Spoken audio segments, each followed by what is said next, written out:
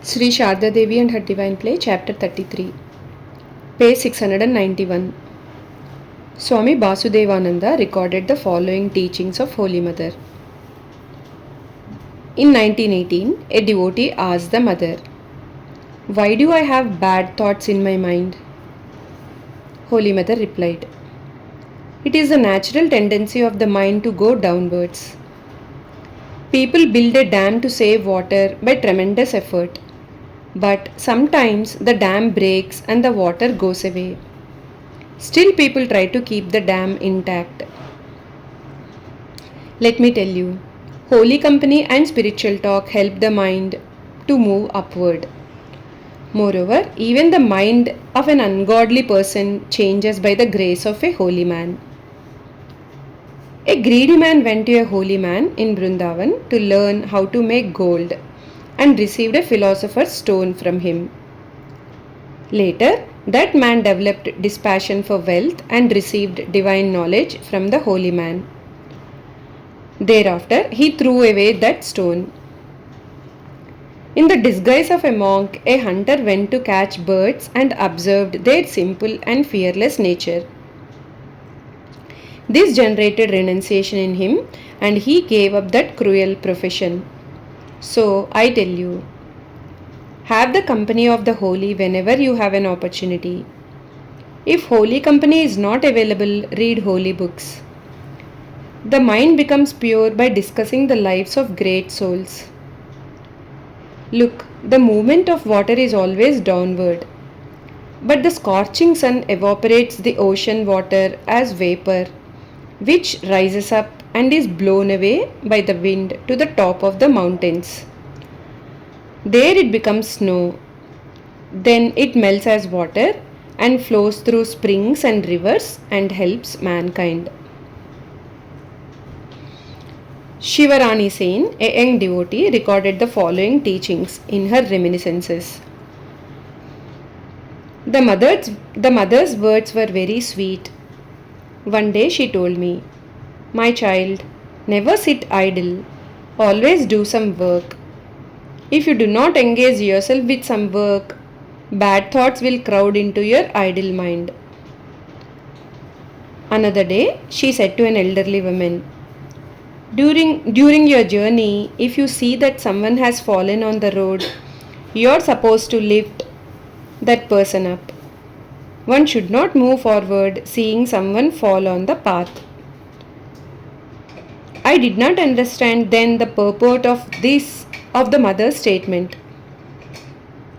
Later, I realized that the mother meant all people walking towards God knowingly or unknowingly.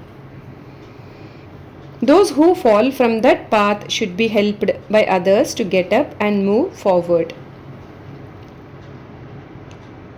The mother demonstrated this ideal in her life. She uplifted many sinners, destitute, and depressed men and women in this world and gave them shelter. Blessed are those strayed and lost children who got shelter with the mother. The mother was very shy. If boys were 15 or 16 years old, she considered them as men and wore a long veil in front of them. She said, "Modesty is the best ornament of women. Women do not look good without shyness and decorum."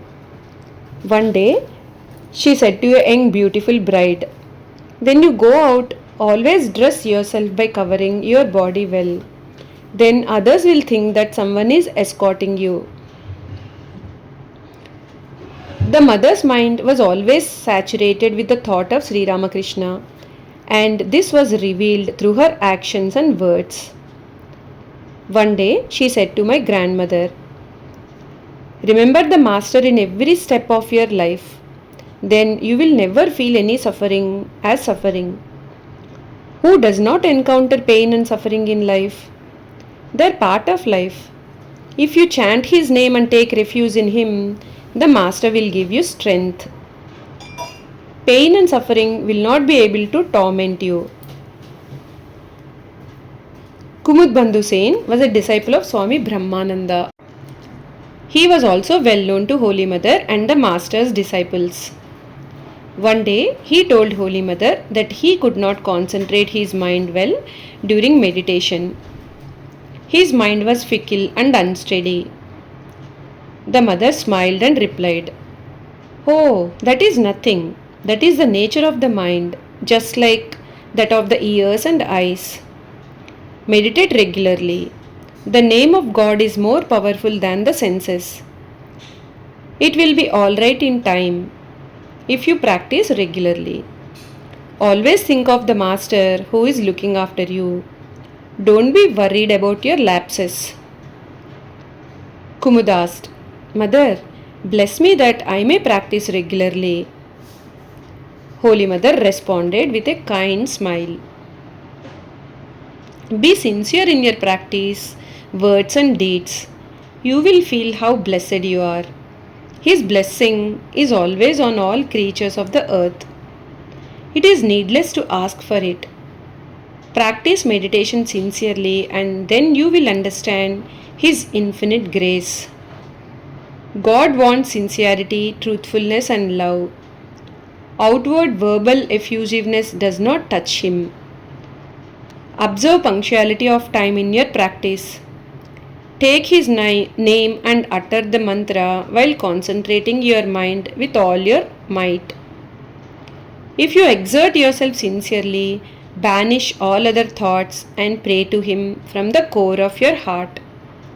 Then your call will be responded to and your prayers granted through His grace. Jai Ma.